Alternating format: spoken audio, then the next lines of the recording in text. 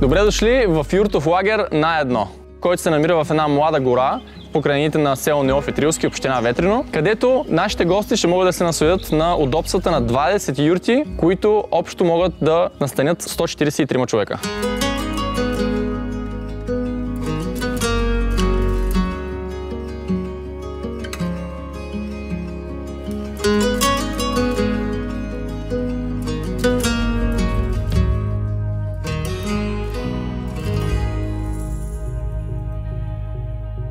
Тук имаме разнообразие от юрти, които са 4 местни, 5 местни, 6 местни и 8 местни. Нашите юрти са изградени от естествени материали, дърво и вълна, а изолацията от вълнена вата позволява през лятото отвътре да се усеща изцяло прохладно като естествен климатик, а през зимата само с 15-минутно включване на една от конвекторните ни печки се усеща се носи в сауна.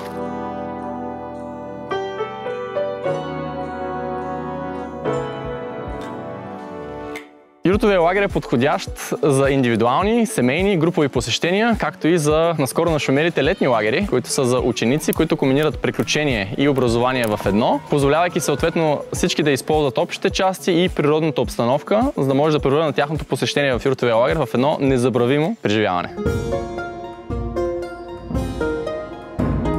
Наблюденията ни са върху децата. Идвайки тук, има толкова много игри, история, мероприятия, събития и най-хубавото е, че децата забравят за телефоните си. Тук е важно да уточним, че домашните любимци не си допускат вътре, за да може да спазим хигиенните норми. Имаме обособени места на открито в територията на юртовия лагер, които хората да използват за животните си. Нека всеки, който иска приключение, емоция и добро изживяване, да дойде тук, да посети нашия юртов лагер и да се свържи с телефона за контакт, за да запази своята юрта. Очакваме ви!